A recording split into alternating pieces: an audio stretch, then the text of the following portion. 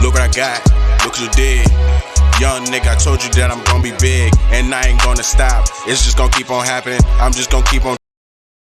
What's going on, people? It's your boy Levi, man. I'm back in the building, man. And today, went straight out that comment section, man. Shout out to everybody that be in the comment section, bro. We got Toronto in the building, man.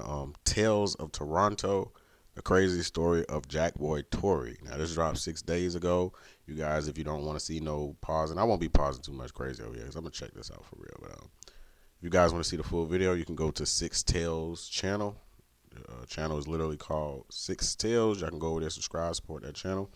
But let's go ahead and get into this, man. Let me see what y'all in the comment section talking about. Police are investigating 3 separate shootings from last night, which they believe are related. They left 1 teen sent to hospital and 2 men dead.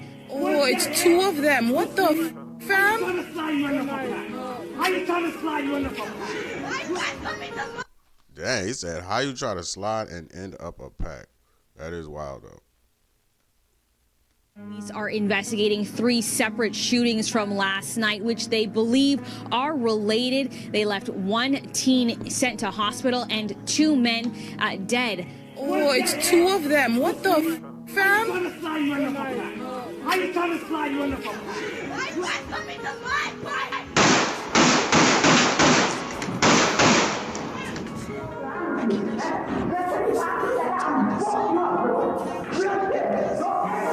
She getting risky slide. Bitch, you better take his life. Yeah, he ain't stopping right. I call my shooter, he waits no time. Now he ain't satisfied. Jackboi torii. I don't think I've ever heard of Jackboi torii. Toronto's streets have seen violence before, but few names struck fear like Jackboi torii. By the age of 19, he'd been tied to multiple armed robberies, kidnappings, and 4 separate murders. Police launched one of the city's most intense manhunts to stop him, but behind the headlines are deeper questions. How does a kid left behind in community housing transform into one of the most feared names in the screw-face capital?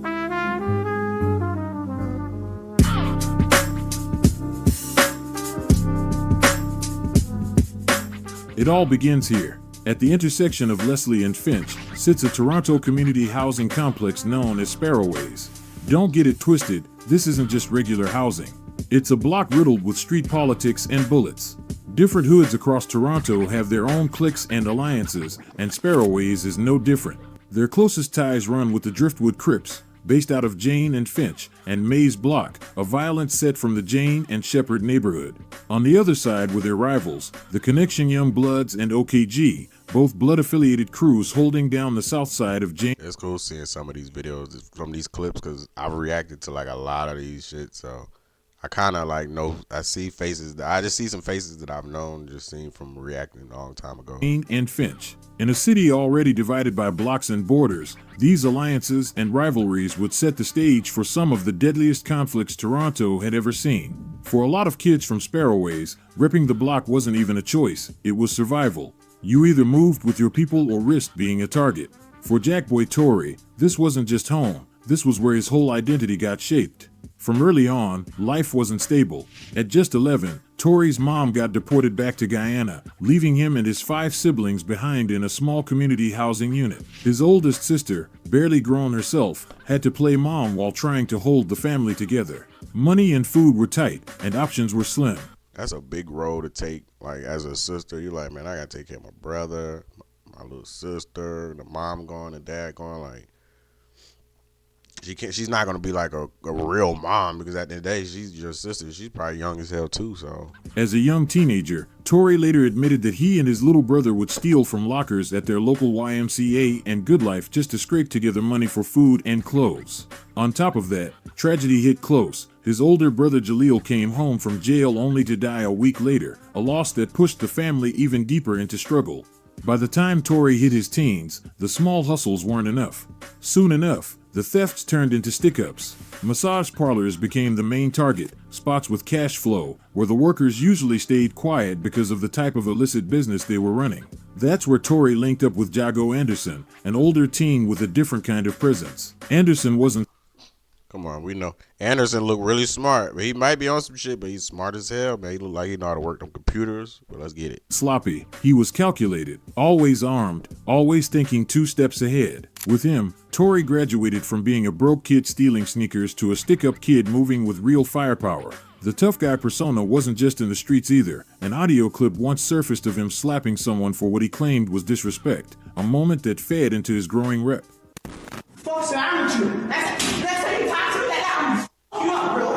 Real shit. Don't ever try this. Don't you man. Yo, bro.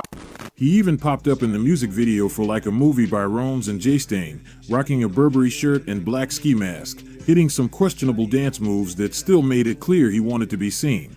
For Torii, I don't know what dance moves they were, bro. Just over there, just. Boy pulls out the old school Benz, you know what I'm saying? Hey, shout out to everybody that got an old school Benz, bro, man. Like, motherfuckers like, oh, I can tell what year Benz you got by the headlights. Nigga, it's a Benz, bro. It's still clean, bro. Like, come on, bro. This bitch was once about 70 grand. every move was another step deeper into a life that would eventually bring him face to face with 4 separate murder charges by the age of 19. But the streets talk, and in Toronto, once your name gets tied to robberies and murders, you don't stay under the radar for long. Cops start watching, and the street politics only get deeper.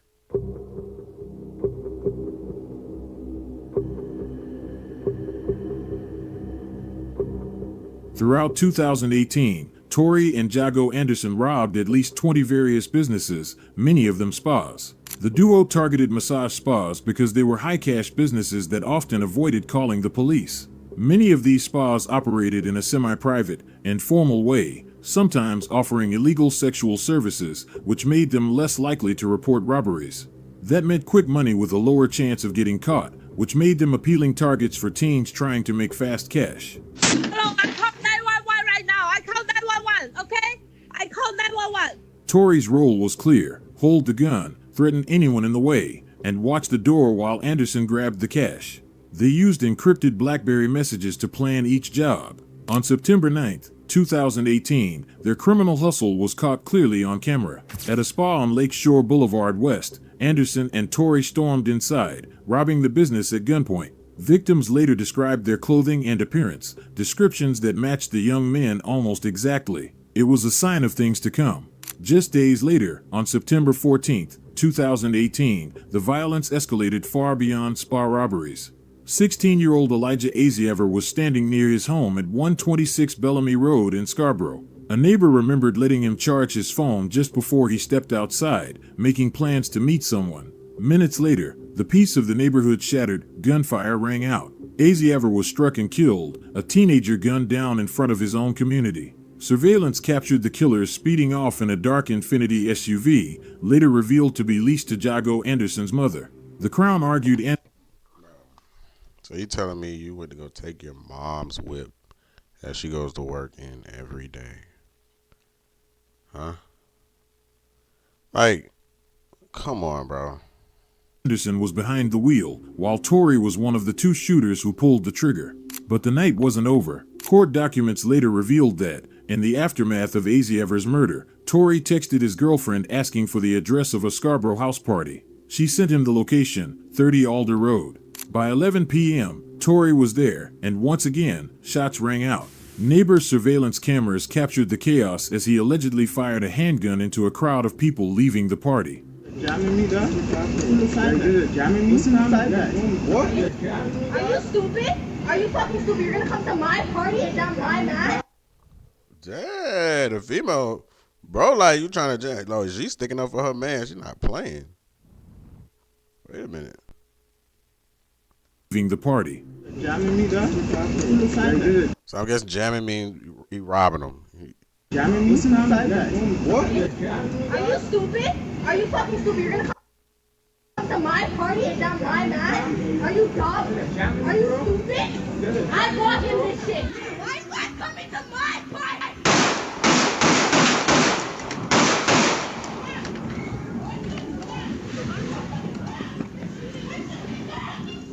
Forensic testing later tied those shell casings to both the Bellamy Road killing and a separate shooting that occurred at Ross Lord Park earlier that same night.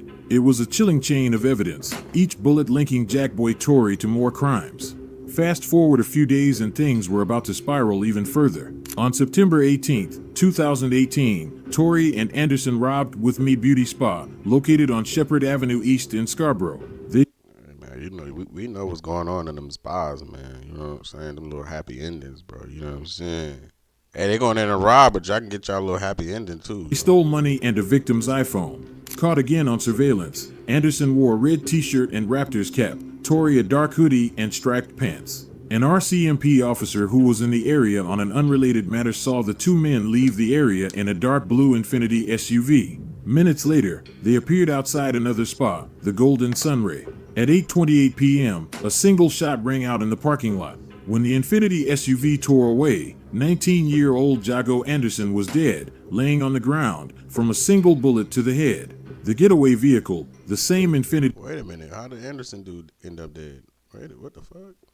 What we missed? Dark blue Infiniti SUV. Minutes later, they appeared outside... Still riding his mom's car. Outside another spa, the Golden Sunray. At 8:28 p.m., a single shot rang out in the parking lot. When the Infiniti SUV tore away, 19-year-old Jackboi Anderson was dead, laying on the ground, from a single bullet to the head. The getaway vehicle, the same Infiniti tied to the Asia murder, was later found torched on 58 Corning Road, deliberately set ablaze. Inside, police found ID belonging to an employee of the Golden Sunray Spa.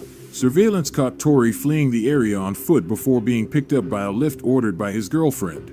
The Crown painted Anderson's death as deliberate, a cold execution. Perhaps Anderson knew too much about the Asia killing, or maybe it was a dispute over cash. Either way. Oh shit, Brody killed him. I'm thinking like he tried to rob. They robbed a store. And he took him out because he know too much. Y'all both know too much, bro. That was... Investigators believe Torii silenced his partner intentionally. Torii's version was very different. It was simply a tragic accident. He claimed Anderson had asked to see a gun in the parking lot, then in a clumsy handoff the weapon discharged. Jackboi was a good guy. Torii testified softly. I don't know. What y'all think of that? Y'all think he meant to do that or that was just by accident?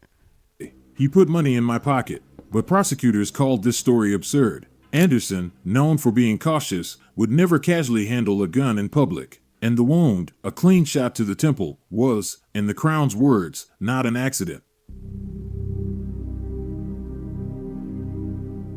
Following Jackboi's death, police pressure mounted. Dirty, man. On September 24th, 2018, Jackboi...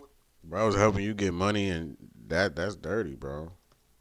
Torii was arrested and charged with 2 counts of attempted murder by the Gun Violence Suppression Unit on unrelated matters. Think about that for a second. Torii wasn't only making headlines for the spa stick-ups. By September 2018, he was already booked on 2 attempted murder charges for completely different situations. For a then 17-year-old kid, that's wild. When he was arrested, police found a pair of black Nike pants with a white stripe, the same kind linked to the spa robberies. Testing revealed 6 particles of gunshot residue on his pants and hoodie. Detectives also seized 2 phones, an iPhone 7 and a BlackBerry. Breaking into them proved difficult. But when new software finally cracked the 6-digit passcode in late 2019, investigators uncovered a goldmine, 44,000 pages of texts, photos, videos, and location data. Evidence showed Torii posing with firearms, arranging robberies, and even searching online for spas in North York. His Wi-Fi connections and messages with his girlfriend mapped his movements almost hour by hour. We'll get more into detail about what was found later in the video, but the phone became the Crown's most powerful witness. Yet controversy surrounded the search. Defense lawyer Gary Grill, who later made headlines representing rapper Top 5 and helping him beat a murder charge, argued that police had strip-mined Torii's phone, digging through private data well beyond the limits of their warrants and trampling on his constitutional right to privacy. And the cops hadn't been perfect either. Property reports were misplaced, warrants expired, even a USB drive containing the data went missing. Still, prosecutors pushed back, insisting the evidence was solid and tied directly to the murders. The courts agreed, and the phone evidence became central to the case. Fast forward to July 9, 2019, 9 months after Torii's arrest, the Crown dropped the 2 attempted murder charges. For a lot of people, that was shocking. 2 serious shootings tied to his name, and just like that, the charges were gone. Even more surprising, Torii was granted bail a month later on August 15th, walking back out onto the streets while still connected to a long list of robberies under investigation. Man. To the public, it felt like the system had just handed him another chance. But freedom didn't slow him down. Not even a month later, Torii was back in the streets, right back on his bullshit.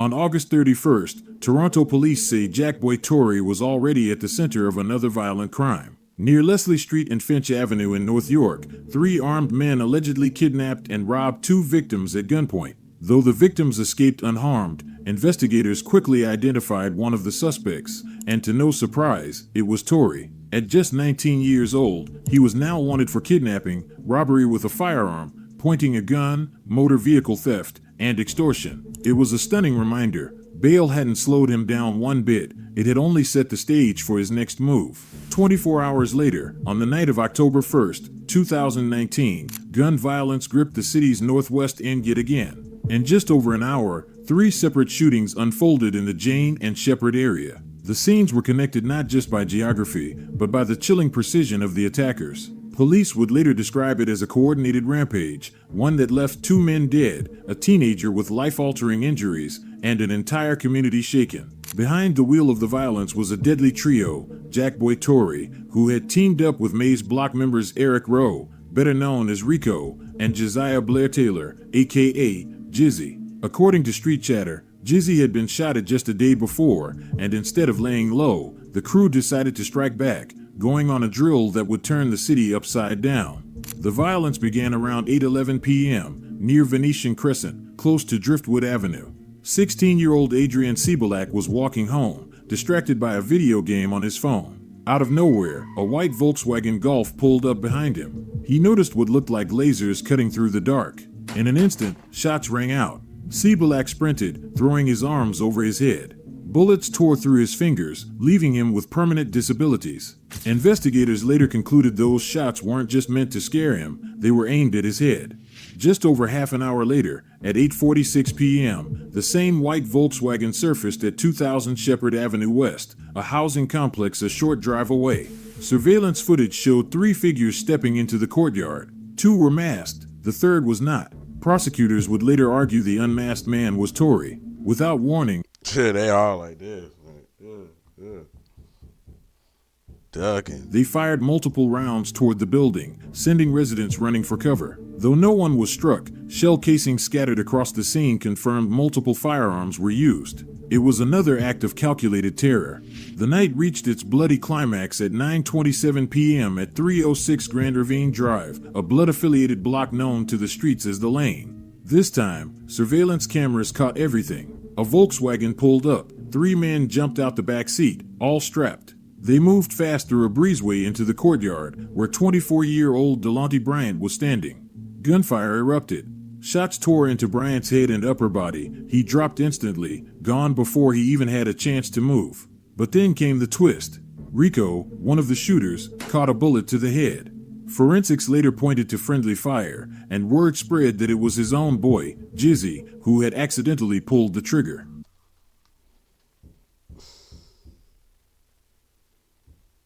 Look how the karma works, man. You out here doing that wild shit. Look how that karma come through, bro. Are these like people that they beef with and they tried to kill them, or are these just random people, bro? Like karma, bro. That shit is wild, bro. Y'all, that's crazy. As Rico lay on the ground bleeding out, the cameras caught something even colder, his 2 accomplices bending over him, stripping him of his phone and firearm before sprinting back to the car. Hold on, nah. That was accidental, man. Cause bro, literally, what's his name? Lay on the ground bleeding out, the cameras caught something even colder, his 2 accomplices bending over him, stripping him of his phone and firearm before sprinting back to the car. Bro, that's what they doing in Toronto. Y'all backdooring your homies, and that's crazy. Not long after, cell phone footage surfaced, showing the aftermath. Bryant being wheeled off on a stretcher, with Rico following behind on another. In the background, a voice cut through the chaos. Cypher, the older brother of rapper Hood Baby Peppa, can be heard mocking Rico. You stay up!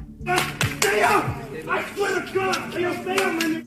Just remember, one day, eh? Oh, it's two of them. What the fam? How you trying to slide you under for pack? How you trying to slide you under for pack? You a pussy.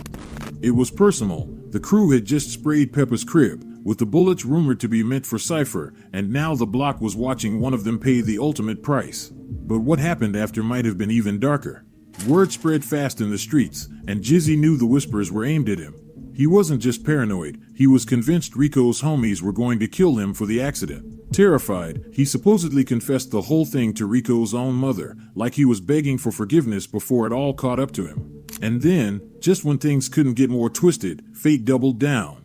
Only days later, Jizzy's cousin, Deshane Taylor, aka SP, was shot dead while sitting in his car. The timing was too close. Panicked, Jizzy fled the city, disappearing before the streets could deliver their payback. Bro, it's so much happening. It's just other people getting into it that ain't even got nothing to do with it, bro. Like, it's crazy. By the end of that night, Toronto had two new murder victims, Delonte Bryant, executed in the courtyard, and Eric Rowe, a gunman turned casualty. Meanwhile, Adrian Cebulak, the teen shot earlier in the spree, was left facing a lifetime of disability. Police knew they had to move fast. The shooters weren't slowing down until either someone stopped them or they ended up dead themselves.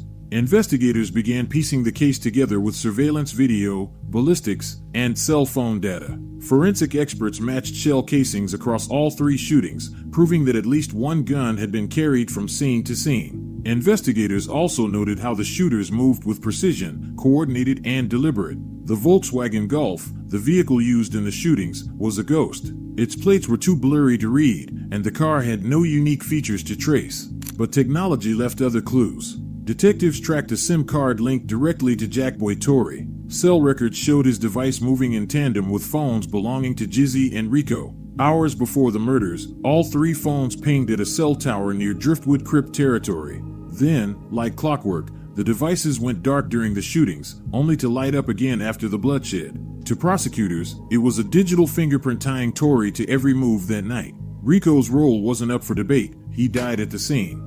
Jizzy as well, his distinctive dysfunctional left arm visible in the footage. That left the third gunman. The Crown argued it was Torii, the shooter in a white top, firing left-handed, moving alongside Rico and Jizzy. His left-handedness, his clothing, and his known ties to the others built the case. What Torii did after the murders only made things worse. He showed up at Rico's funeral, and days later was spotted at Yorkdale Mall, shopping with Rico's friends, flashing cash, and wearing the same padded jacket seen in the surveillance. Fortunately, by October 20th, 2019, less than a month after the killings, Jackboi Torii's run came crashing down in Thunder Bay, Ontario. Police had been dispatched to a disturbance on Pearl Street, a call that would set off a chain of events leading straight to him.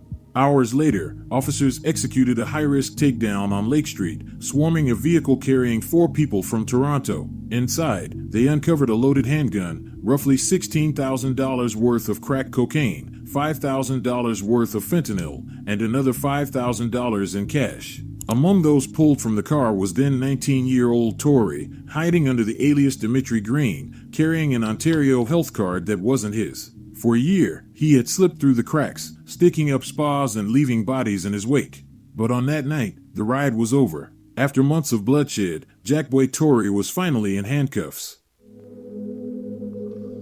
Let's see what he get, man. Then came trial time, and the courtroom turned into a stage. Torii, now 22, took the stand and testified at length. He denied knowing 16-year-old Elijah Aziever would be killed, insisting the guns he handed over were only for robberies, not executions. He then admitted firing one of those guns at the Alder Roadhouse party, but said it was just for show. On the death of Jago Anderson, his closest partner in crime, Torii swore it was accidental, a panic-filled mistake after a night of spa robberies. Even when pressed, he refused to name anyone else involved.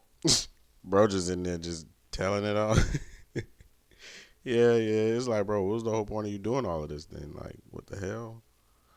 I don't want to be a snitch, he told the court, explaining that silence was his only protection inside and outside prison. Torii's lawyer, Gary Grill, pushed back on the Crown's case. He argued that there was no clear motive for the killing of Jago Anderson. According to Grill, Anderson wasn't just an associate, he was Tory's access to both money and guns through their string of spa robberies. Eliminating him made little sense. And if it was intentional, Grill argued, why do it there, in public, right before a robbery with people around? In his words, this is the worst place to kill someone. But the Crown countered with a mountain of evidence, much of it pulled from This is the worst place to kill, bro. Niggas killed motherfuckers in the worstest places, like the most famous places that you shouldn't be doing none of that shit. Like, look at the whole FBG duck thing. Like, dude was in a nice place, bro, where they had nice stores and shit, Gucci, Louis Vuitton, and downtown, and like it doesn't matter, bro. Like, them dudes those type of guys will do anything to go and get wherever he is or wherever they feel like they could get him now. It don't really matter what place it's at, bro. Tory's own phone. Detectives uncovered data that tied him not just to the murders, but to a wider web of violence. Investigators combing through the device stumbled on photos and documents belonging to a robbery victim named Maria Gonzalez. Police connected that to a Peel Region home invasion on September 3, 2018, where 3 armed men tied up Gonzalez, stole property, including her iPhone, which was later linked to Tory's Apple ID.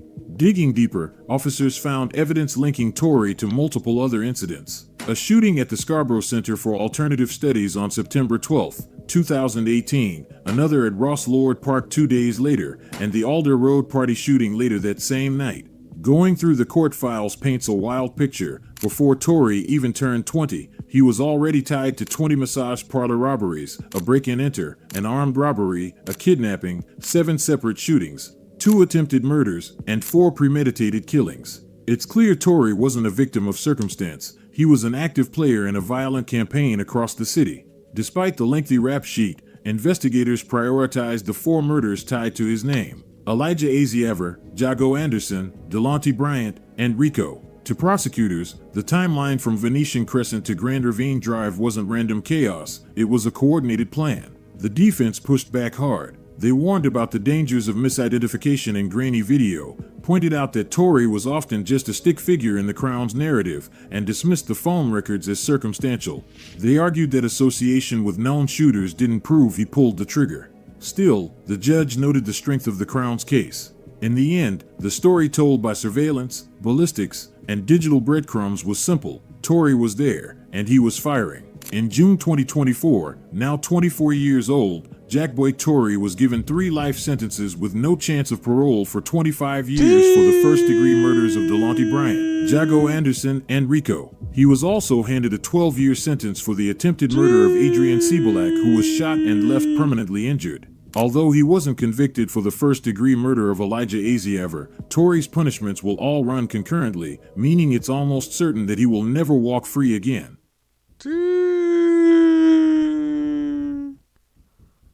Man, these stories is crazy, man. Yeah, man. If y'all want some more of these, let me know. Comment section, you know what time it is, bro. Yeah, man.